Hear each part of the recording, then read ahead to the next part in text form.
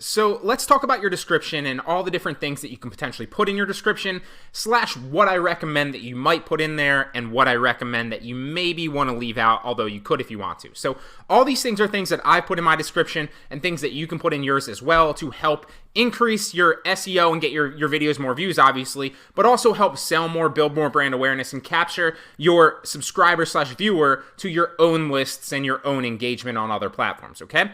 So this is super important. Number one is SEO description, and you want to SEO out your description and add keywords in your description, okay? And this is something that I learned from Graham Stephan and something I did not do. I actually spent $500 for his YouTube course about a year ago, and it had some great insight in it. One of the key takeaways, and there was a number of things, he's currently, I think at the time of watching that, he was like 200,000 subscribers. Now he's above 1.6 million, and I'm sure that'll just continue to rise exponentially. So clearly what he was saying works, and he implements it. I've literally watched his channel blow up using these strategies, okay?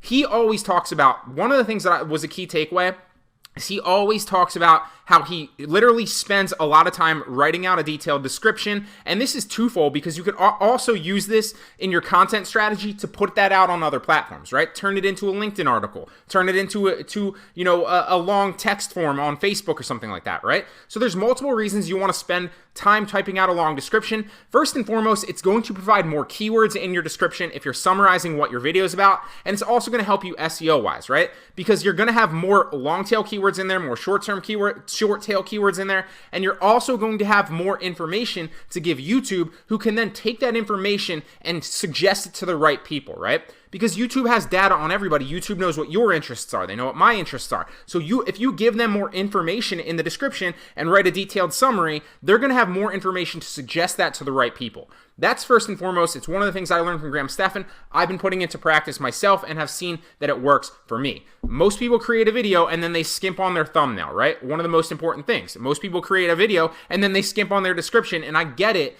because you're excited to get your video out there, you've just created it. But spend a little extra time, go hard on the thumbnail, and especially go hard on your description. Write out your summary. Use the entirety if you can. You don't have to, but try to use as much as the 5,000 characters that you get in a YouTube description as possible, okay? Next thing is affiliate links or your own products. So you can link affiliate links to make extra extra revenue if it's related to that niche and that topic in the video. You can also link your own products. I would gear you towards, unless the affiliate link is worth it, so you're gonna have to decide what that means to you. Make sure that the affiliate link is worth it if you're linking an affiliate link in your description. The reason being, if it's not worth it and it's not compensating you adequately, if it's something that's compensating you very, very slightly, you might want to think twice about putting it in there, because we've already talked about how the YouTube algorithm basically rewards channels that keep people on the platform longer. So for me specifically, I have two options in a lot of those, right? I can link an affiliate link that maybe is like an Amazon Associates link that pays me like a $1 or $2 commission. And in that specific case, it's not worth it for me because I'd rather keep people on the platform, or spend that link, for lack of a better word, spend that link on one of my own products that might be an information product that sells for like $600, right? Major difference in profit margin, major difference in risk, right? So if I'm linking a $600 product, a lot better chance for me to potentially sell that, and a lot more worth it for me to link in the description and risk sending somebody off the platform rather than a $1 or $2 commission affiliate link, right? So you got to make that judgment for yourself, but you don't want to go crazy. One of the mistakes I used to make was link everything in my description, all right? I'd be like, hey, this is the mic that I use. These are the lights that I use. This is the computer that I use. And that's a horrible way to do it, because A, it's going to clog up your description and confuse people. When they go there and they see 60 different links, they're not going to click any of them, right? So you really want to spend that, for lack of a better word, like I said, the links in your description wisely, and really kind of pick maybe 5 to 10 that you value most in that video and only link them, okay? Next is something you can link is consulting. So I used to host consulting on my website, but one of the things you can do if you don't have your own website is if you go to clarity.fm, you can host consulting on clarity.fm. They're going to literally collect all the payments for you. You can get your link from there. You can set your own hourly rate. And basically what it's going to do is it's going to host and distribute your content as a search platform. So if somebody were to come on here and they type in entrepreneurship, I might pop up for that, right? But you can also grab your link to your profile, and if we go to my account really fast and grab my profile link, so if I grab the link to my profile, I can actually link this in my YouTube description, and then I can start taking calls from Clarity, and it's really easy to set up, super beginner friendly. So if you need, a consulting way to go about that, or you have an expertise and you want to start monetizing your expertise gathering the traffic from your YouTube video and doing it consulting wise, clarity is a great way to start, okay? Another thing that I used to do is email capture. So I don't do that necessarily anymore because I email capture a lot of different ways in a lot of different platforms, but you should be collecting your subscribers and your viewers into your own email list just in case in the future you don't want to be fully reliant on YouTube in case something happens. Same thing is you don't want to be fully reliant on like Twitter or Instagram or Facebook or TikTok or anything like that, right? You always want to try to morph your subscribers or your viewers or your followers over to your other platforms, and you always want to capture them on your email list so you have control over your own audience, okay? So think about an email capture. For example, for me, I do online arbitrage, right?